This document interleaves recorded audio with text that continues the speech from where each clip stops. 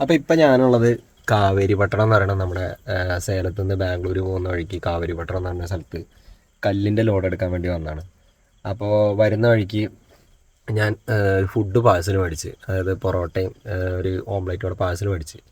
അപ്പോൾ നമ്മുടെ നാട്ടിലൊന്നും കാണാത്ത തരത്തിലുള്ളൊരു പ്രത്യേക തരം ഒരു എന്താ പറയുക കുറച്ച് കറികളും കാര്യങ്ങളായിട്ടാണ് പൊറോട്ടയൊക്കെ പാഴ്സൽ ചെയ്ത് തന്നിട്ടുള്ളത്. ഞാൻ ഇതുവരെ കണ്ടില്ല. നമ്മുടെ നാട്ടിൽ എന്തെങ്കിലും ഒരു ഗ്രേവി ആയിട്ട് മാത്രമല്ലേ പൊറോട്ട തരുള്ളൂ.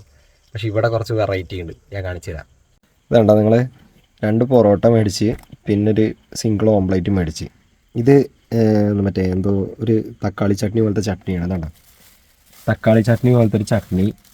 പിന്നെ നമ്മളെ നാട്ടിലൊന്നും കാണാത്ത ടൈപ്പ്, അതായത് പൊറോട്ടയുടെ കൂടെ നമ്മളെ തേങ്ങാ ചട്നി, പിന്നെ ഒരു ഗ്രേവി, അതായത് ചിക്കൻ്റെയോ എന്തിൻ്റെ ഒരു ഗ്രേവിയും തന്നിട്ടുണ്ട്. ചിക്കൻ്റെ അല്ല, വേറെ എന്തോ ഒരു ഗ്രേവിയാണ്. ഇതാണ് ഇവിടുത്തെ ഫുഡ്, അതിൻ്റെ രീതികൾ. അതായത് നമ്മുടെ നാട്ടിൽ ദോശയൊക്കെ മേടിച്ചാൽ കിട്ടുന്നതാണ് ഈ 2 സാധനങ്ങൾ. പക്ഷേ ഇത് ഈ പൊറോട്ടയുടെ കൂടെയൊക്കെ അവർ പാഴ്സൽ ചെയ്ത് തരുന്നുണ്ട്. എന്തായാലും വെറൈറ്റി ഫുഡാണ്. അപ്പോൾ ഞാനിത് കഴിക്കട്ടെ.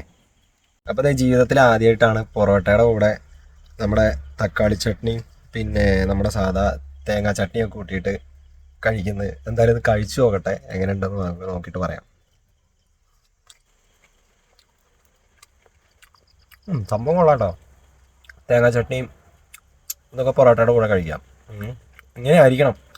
കുറച്ച് എരിവോട് കൂടിയുള്ള മറ്റേ ചുവപ്പ് ഒരു കാര ചട്നി അത് കൂട്ടി കഴിക്കാൻ അടിപൊളിയാണ്.